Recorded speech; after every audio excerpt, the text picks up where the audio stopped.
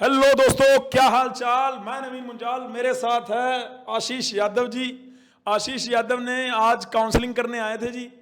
और आशीष यादव ने डिप्लोमा करा है जी आईआईटी द्वारका सीएससी ब्रांच से। और इसकी रैंक है जी 20। ये हमारे पास यहाँ पे रिकॉर्डेड बैच में आया था।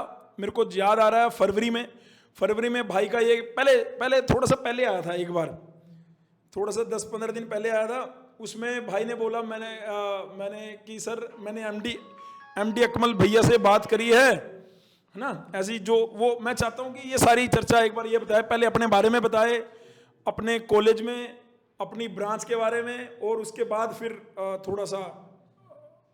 मैं पहले मैंने अपने एक दोस्त से पूछा था, फिर उन्होंने मेरे को अकमल भाई का नंबर दिया था। फिर उन्होंने बताया मेरे को कि ये कोचिंग ज्वाइन कर लो, तुम्हें चाहिए तो।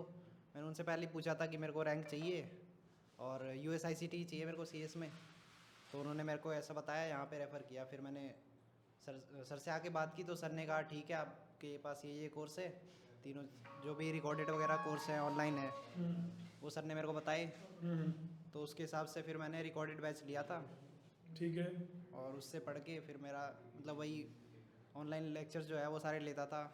और ठीक है। मतलब ज़्यादा तो वैसे मैंने बुकलेट्स वगैरह भी बहुत ज़्यादा नहीं करी थी, थोड़ी बहुत बस एक आध क्वेश्चन ही किए थे बुकलेट वगैरह से। तो बाकी ऑनलाइन जो सर ने मेरे को मटेरियल प्रोवाइड किया था उसी से मेरा हो गया था सारा। सारा हाँ वो उसमें बस जितनी भी स्टडी मटेरियल था वो सारा आपने वहाँ से करा था, स्टडी मटेरियल से। स्टडी कितने मटेरियल। घंटे एक बच्चा आया था, वो आपके कॉलेज का था, आपका जूनियर था। तो उसने बोला कि भैया मैंने आपको देखा तो है। हाँ मैंने लाइब्रेरी में देखा है। तो मतलब आप लाइब्रेरी में टाइम स्पेंड करते थे अपना, मतलब कितने घंटे पढ़ते थे सिंसियरली? सर मैं लाइब्रेरी में तो वैसे नहीं पढ़ता था, पर मैं लास्ट टाइम में आया था और 2 महीने बचे थे मेरे पास, और मेरे को हाँ था कि मेरे को क्लियर है कि मेरे को लेना है यही, ठीक है है। ना। और कॉम्प्रोमाइज़ तो करूँगा नहीं, ना कॉलेज से ना ब्रांच से। ठीक तो है। इसलिए मैंने वहाँ पे फिर जितना हो सके पूरे दिन रात जितना भी हो सकता था उतना किया मैंने। मतलब आपने कोई ऐसा नहीं कि मैं 6 घंटे पढ़ रहा हूँ, 7 घंटे, जितना पढ़ सकते थे मैक्सिमम आपने वो बिना टाइम टेबल का कुछ कैलकुलेशन करे आपने पढ़ाई करी है, बढ़िया। हाँ मेरे को जितना भी मैं निकाल सकता था टाइम उतना निकाल के, कॉलेज वगैरह भी सारी कॉलेज वगैरह छुट्टी मार वगैरह के सब कुछ करके तब किया मतलब मैंने। आपने आइसोलेट हो गए थोड़ा, आप कोई सोशल नेटवर्क पे थे, कहीं नहीं, इंस्टाग्राम पे, कोई कॉलेज मोबाइल में, वगैरह कोई इंस्टाग्राम वगैरह तो मैं अभी भी वैसे नहीं कोई चलाता। गेम वगैरह मोबाइल में नहीं, जहाँ गेम टाइम वगैरह स्पेंड भी हो जाता था, या कहीं कोई वेब सीरीज देख ली, आईपीएल देख लिया, ऐसा कुछ? नहीं, ऐसा कुछ भी नहीं देखता था। मेरे को सिर्फ एक ही काम था, मेरे को पढ़ना था। और मैंने कॉलेज वगैरह भी छोड़ दिया था जाना, उस टाइम पे पूरा छुट्टी कर रखा था। और कभी कभी जब बहुत ज़्यादा प्रैक्टिकल्स वगैरह होते थे या फिर कोई टेस्ट वगैरह होता था तब जाना पड़ता था, जब ज़रूरी होता था तभी जाता था बस। अदरवाइज तूने जीसीसी में जितने टेस्ट हुए सारे टेस्ट दिए थे प्रॉपर?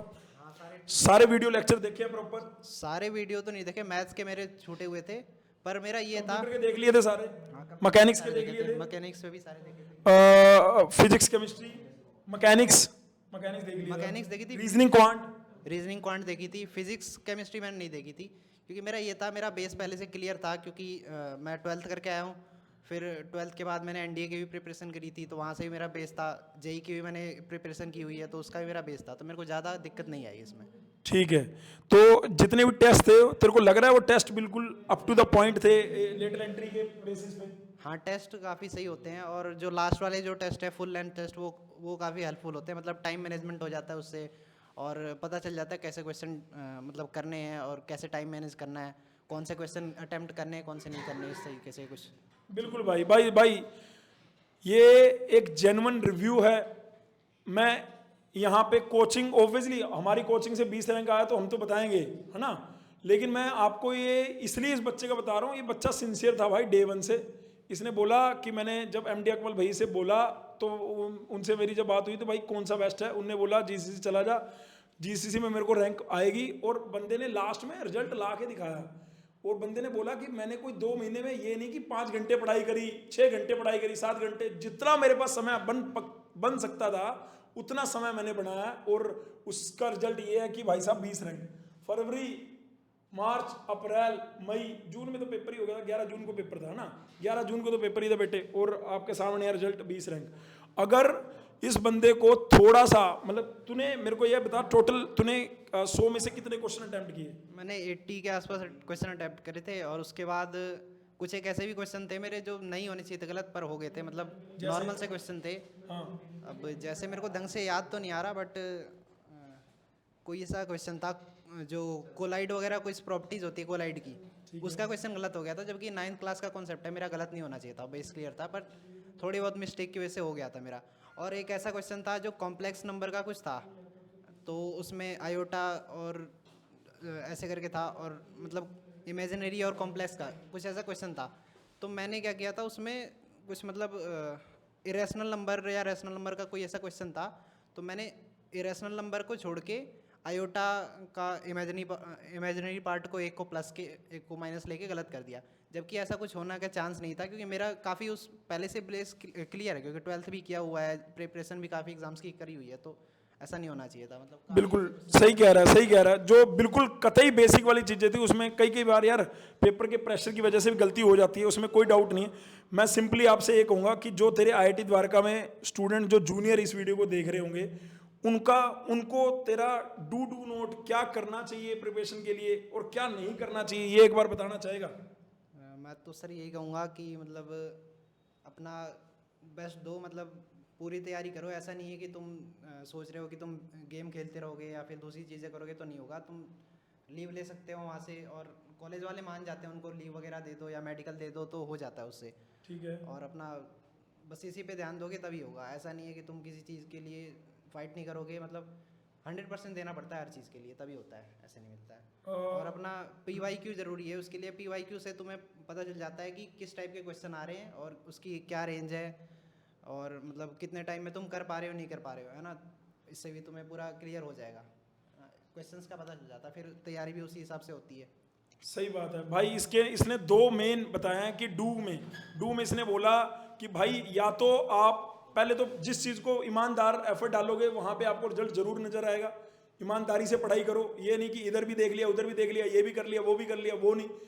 दूसरी इसने बात बोली बेटे कि आपने जो पुराने किसी भी लीड के लिए अगर आप जा रहे हैं, हरियाणा के लिए, पंजाब के लिए, आईपी के लिए, डीटीयू के लिए, तो उसके पुराने पेपर जरूर जाके देखो, आपको आइडिया लग जाता है कि किसमें कितना आ रहा है, कहाँ से कितना पढ़ना है, वो सारी चीज़ें आपको डेफिनेटली पता लग जाती हैं।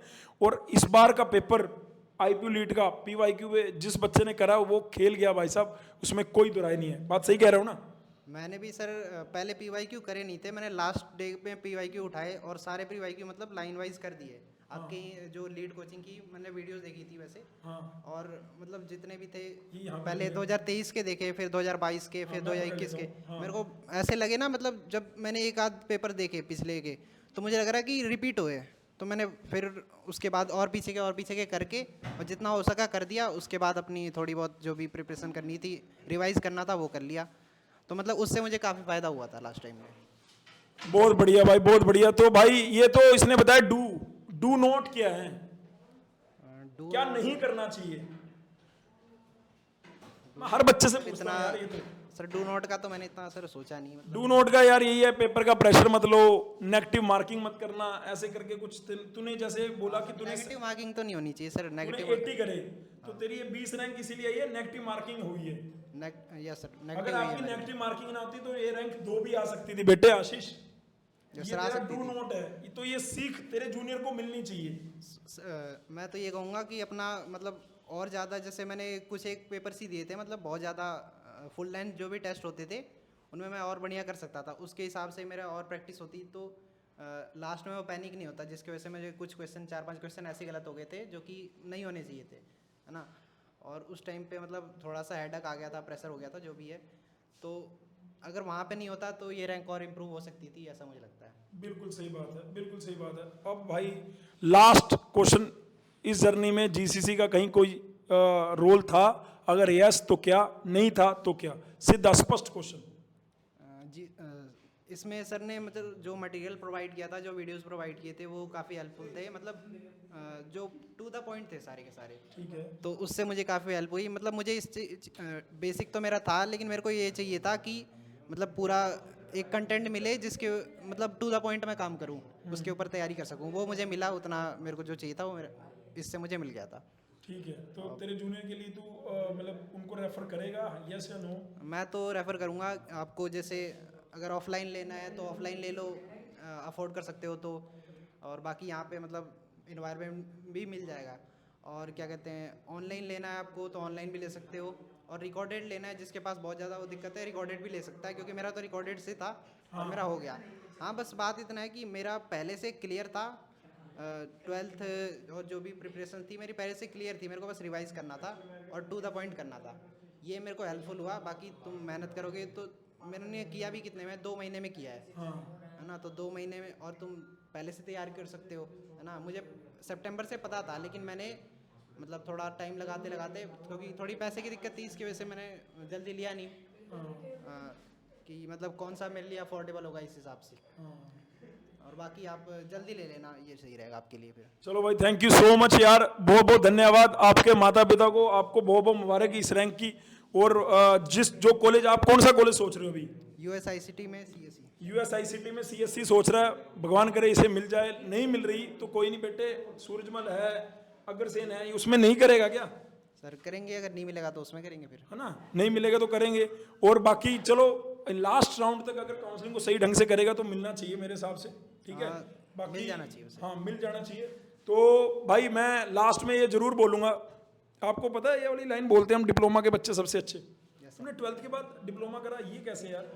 सर मैंने जब जेई का दिया था उसमें मेरा कुछ आया नहीं, एनडीए का दिया उसके लिए ड्रॉप लेके तो मेरा आया नहीं, एनडीए की प्रिपरेशन करी थी तो जेई का तो थोड़ा उससे ऊपर होता है ना, तो मैंने जेई की करी नहीं थी। फिर 2 महीने उसकी भी करी, उससे मेरा बहुत ज़्यादा बढ़िया नहीं मिला। DTC में मेरे को कुछ AIML वगैरह मिल रहा था, ठीक है। तो मैंने, अब मेरे को कॉलेज मिल नहीं रहा था, ब्रांच भी नहीं मिल रही थी, तो फिर मैंने उसको लिया नहीं। फिर मैंने कहा कि ये ले लेता हूँ, और इसके बाद क्या कहते हैं, बीटेक का ऑप्शन मेरे पास एक और बार खुला है डिप्लोमा के बाद बीटेक का, तो इस तरीके से मैंने डिप्लोमा लिया था। बहुत बढ़िया, बहुत बढ़िया भाई, बहुत बढ़िया लगा मेरे को इसकी जर्नी जान के, टोटल नंबर ऑफ क्वेश्चन जान के, थोड़ी मिस्टेक जो इससे हुई वो जान के, और इसने किस कदर पता लग गया कि भैया 12th से नहीं बन पा रही हैं चीज़ें, तो अपन इधर से डिप्लोमा साइड से एंट्री कर लेते हैं, और बंदा सक्सेसफुली एंट्री कर भी गया है। अगर आप भी इसकी तरह 2-3 महीने, 4 महीने, 5 महीने मेहनत कर सकते हो तो जरूर जाना चाहिए भाई, ठीक है। और बस लास्ट में ये बोल देते हैं, डिप्लोमा के बच्चे सबसे अच्छे भाई, एनर्जी थोड़ी सी डाउन है, सवेरे 6:30 बजे से यहीं पे 1-to-1 वार्तालाप अपने बच्चों से, दूसरे पेरेंट्स से, यही सुबह से कर रहे हैं। तो अभी टाइम हो गया लगभग मेरे को लग रहा है 6 बज गए, तो लगभग 12 घंटे हो गए कंटिन्यूसली। तो एनर्जी थोड़ी सी अगर लो है तो उसके लिए क्षमा चाहता हूँ। बाकी थैंक यू सो मच। ये भाई भी कह रहा था कल कर लेंगे, परसों कर लेंगे, मैंने कहा कल करे सो आज कर, आज करे सो अब, फिर प्रलय आ जाएगी। कल में प्रलय क्या आ जाएगी? कल में प्रलय आ जाएगी। आए डिप्लोमा के बच्चे, सबसे अच्छे, डिप्लोमा के बच्चे, सबसे अच्छे। बहुत बढ़िया, thank you so much, love you.